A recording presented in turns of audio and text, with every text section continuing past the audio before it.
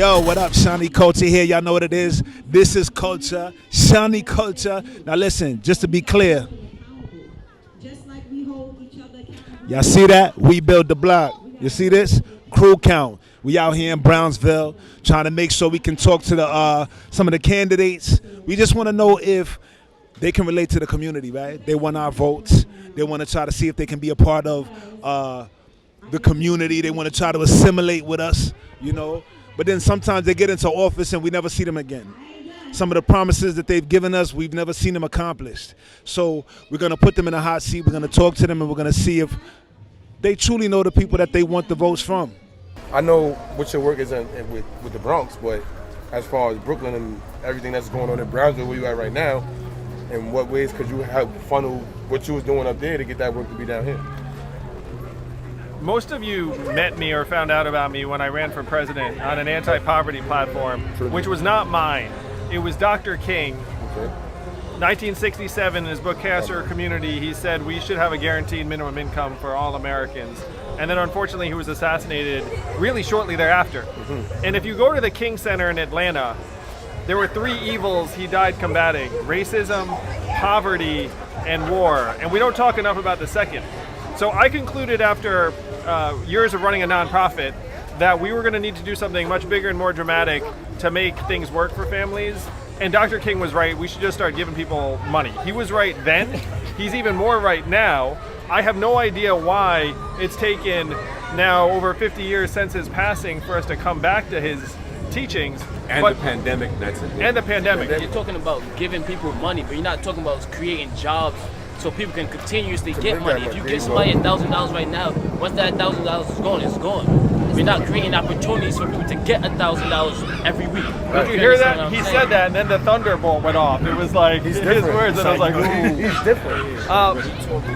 So we need to do a lot of things at the same time. So you're right that the goal should be to have people have jobs and careers and opportunities that they want, and we need to invest in that immediately. But if we give people money, where does the money go?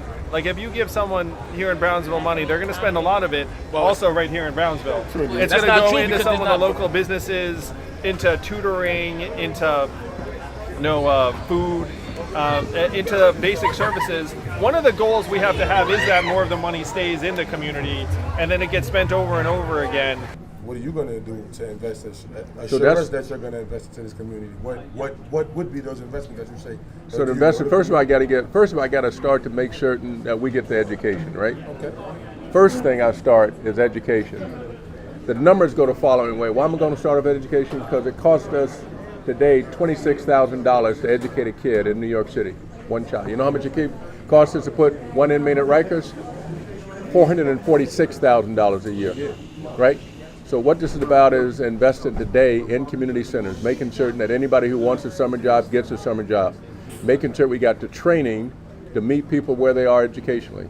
There's a program out there which you all may or may not have heard about called Pursuit. Pursuit takes people making $15,000 a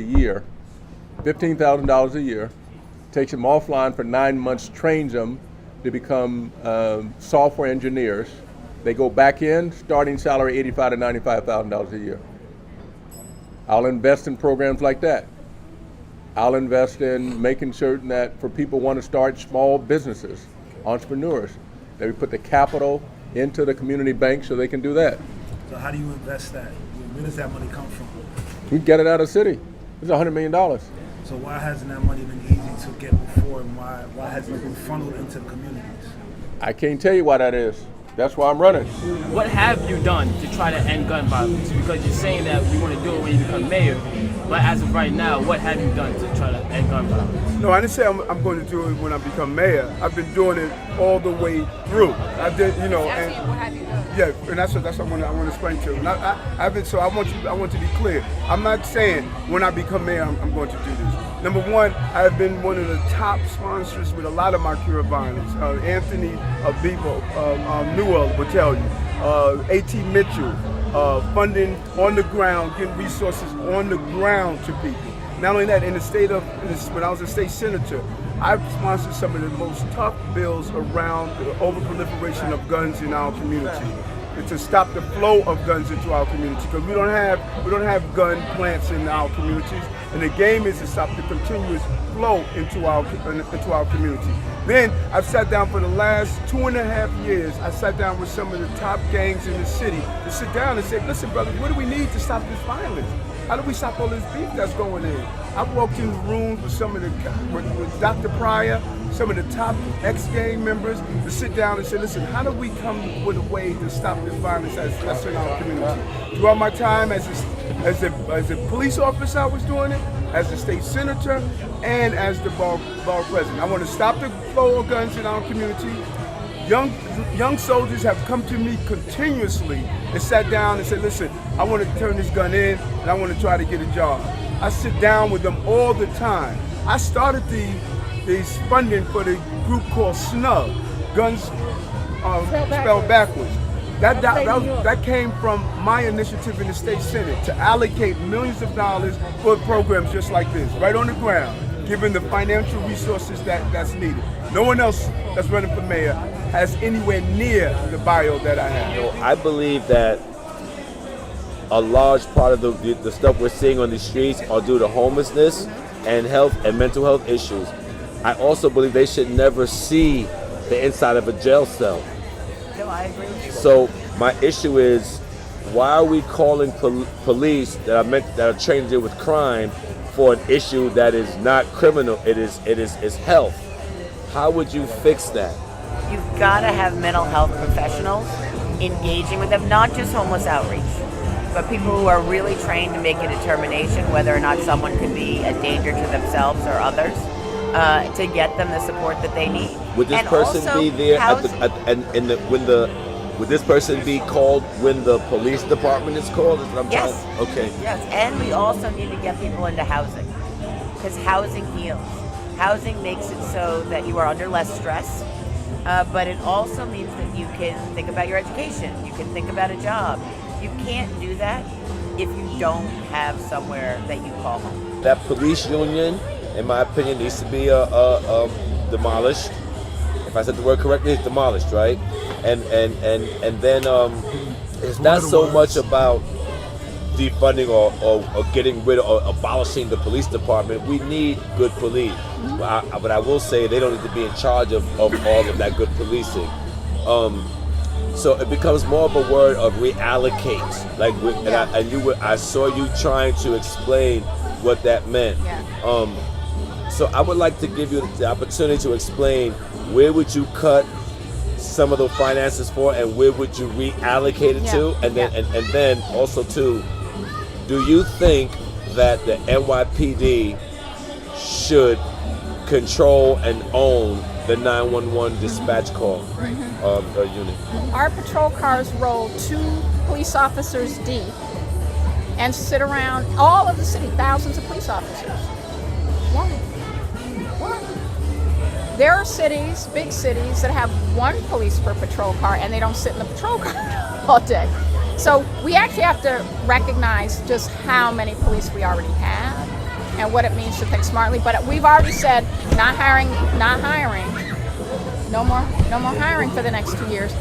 By the way, we're also going to take it from closing Rikers, and that saves us money on 750 corrections officers, because we're looking at the whole system. So with that money right there, that's $500 million that we're going to spend, one, on $5,000, what we call family care grants.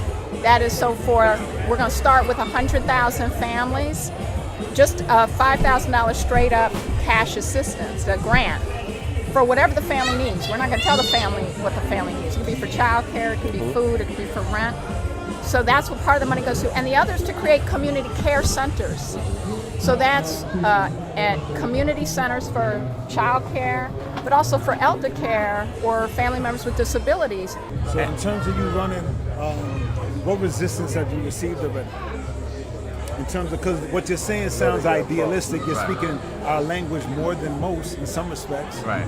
but there's going to be a lot of pushback. How do you plan on navigating that?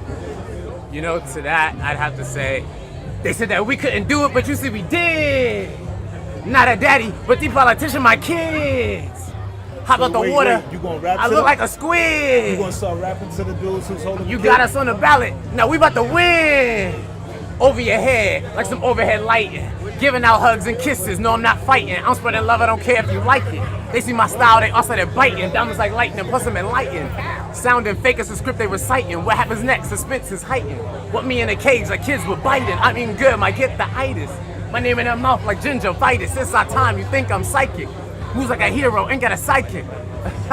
Question, so you don't think that right there is gonna just you got an album coming out?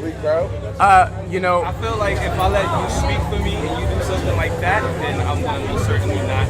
We're gonna lose the crowd. I won't be taken serious. No disrespect. You got the right idea, but when you come off like that, in certain rooms, you're not gonna get hurt. The NYPD has been proven to be ineffective, but yet you still want to add more police officers to keep the city safe. How does that work if it's proven to be ineffective? Their clearance rate is only 6.3% for all the shootings. Yeah. So how does adding more police work instead of doing things like investing into Bebo, who went 100 days without a shooting, but yeah, you want to add more police? Oh, I love violence interruption programs and community investment and youth employment and athletics. Like, I love anything that's going to help strengthen a community and make it stronger. But you hit the nail on the head, which is that when there is a shooting in a place like Brooklyn, we're not solving it. And so the question, and I agree with you on this too, it's like when you have these political conversations, it's like, you know, like more cops, less cops. Like, the problem is that the cops we have are not actually solving the shootings and like doing their job to a point where the clearance rate is higher than what you just described. So what you're saying is you want police reform to change the tactics that they use to solve the crime. I think it's unconscionable that the vast majority of shootings here in Brooklyn are not actually being solved, and then the person who did the shooting, you know, is still walking around and may do something else terrible. So there are, again, multiple things we should be doing at once. We need to actually say to the detectives, look, why are you not solving these crimes? If we don't solve these crimes, we're never going to get the shootings down. So do you need like a colleague? Because one of the things that I was told by people who are here in Brooklyn was that, look, you get a detective and they're on a shooting, then 3 days later there's another shooting and they're on that shooting too. And then 3 days later there's another shooting on that shooting too, and then they never solve the first one. And that's how you wind up with a really terrible clearance rate. So the obvious thing... Your focus should turn from raising the clearance rate to not having shootings at all. If I need a hip replacement, am I going to a mechanic? No. No. I'm not. It's not. I'm not going to the electrician. Not only that, the mechanic does not want me asking him for the hip replacement. No. So a police officer does not sign up for the police force to be told to go be a mental health crisis responder. Or to deal with all these quality of life issues like my son smoking weed in the hallway, or your daughter dancing too loud to Beyonce song. Exactly. We can fix it ourselves. So this is building up. So I call this about smart balancing, right? And so we want to build up community. When the words "law and order" come out in the context, the way I heard it at the debate, it reminds me of traditional ways of dealing with us and our youth in the community. Do you think that putting more police on our streets is the way to deal with the violence that's in our community right now? When I use the term, we want laws followed in our community, and we don't want disorder. We don't want disorder. And to have a black man say that knows how to do it right, that knows how to say, listen, we don't need an over-proliferation of cops. People commit crimes because the real crimes are happening in the lack of resources that's getting from the city. You know, listen, I went through, if you watch the debate, I also shared on the debate, I went through my entire public school experience trying to figure out being bullied because I could never learn. And everybody, I didn't know what was wrong with me, going to bed at night crying, like, why am I so dumb? Teachers calling me lazy. You can't get it. I stumbled onto my learning disability when I got in college. That's still going on to this day. That's what I'm saying. That's what I'm saying. So when you look at Rikers Island, 30% of the inmates are dyslexic, 55% have a learning disability, 80% don't have a high school diploma equivalency. The real crime is not the stick up. The crime is what happened in our Department of Education. With 65%, listen, 65% of black and brown children never reach proficiency in the city. No other ethnic group would allow that to happen. And that's our largest budget. So what this is about is getting capital, making certain that you all know the capital is available and know how to get it. That's number one. Capital consists of the following three things. I got to give you grants, I got to give you low interest loans, and I got to give you equity. That's what the capital stack looks like. And then if you got an idea, I got to give you mentors. I got to give you people who can sit in a room with you and say, listen, you got a business plan, and this is the business plan that we want to follow. I got to help you write that business plan. And then I got to have a place for you to convene. And so when I do that, I get you the capital, which we have not had access to, and I get you the place to get a business plan together and show you how to do that, and you got a business plan, then we take you out to talk to the investors. I heard somewhere that somebody was talking some nonsense that we couldn't do it, that we couldn't come together as a people in peace. I heard a sister up there tell me that she don't know when the last time it was, she's been here, the last block party that was on this block was over 10 years ago. 2008, to be specific. We breaking laws today. We changing the narrative today. Yes, we are. It's about us. It's about community. We bigger than violence. We artists. We are mothers. We fathers. We brothers. We sisters. We family. This is a community. Good, bad, and ugly. You got good and bad in every community. Don't make our community out to only be the bad. See, we broke that, we changed that narrative today. We on out here. It's about love. I'm looking at these young guys and I'm proud of them. Right. And I want y'all to know that I kept on coming through here. I kept on coming through here for a reason. Number one, because y'all was my son's friend, and I know what type of dude he was, but I had an obligation to my borough president because I sit on the board. So I had to be a credible messenger to come tell him the things that I was hearing in the streets. Now, I need y'all to make this and understand this. When you don't have a point man in your system, sometimes messages get lost in the sauce. He don't have to hear from me all the time. He have a staff where any of us can say, we got a problem here, I want you to come. When them helicopters was in the air, I'm about to say something. I said that shit can't happen. When that officer that didn't care about my community, he had to go.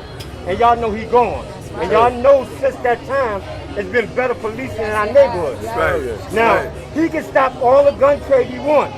But if you put a gun in my hand and I shoot that man, it ain't on him. Because he tried to stop that gun. What the hell are we going to do to stop shooting each other? And that's what a credible messenger needs to say. And I will never let y'all down because he never let me down. Now this ain't no campaign slogan. I'm talking about 40 years of a man that I worked with in the community. When I was a guardian angel. When they was killing kids in Atlanta and I came back and made sure that y'all was safe. I did it because they allowed me in the room. Look at me. Why I'm sitting at a table with somebody like them. We wasn't given that opportunity. Do not waste this opportunity today. You sitting at the table, the door is open, and don't be bamboozled like we talking about.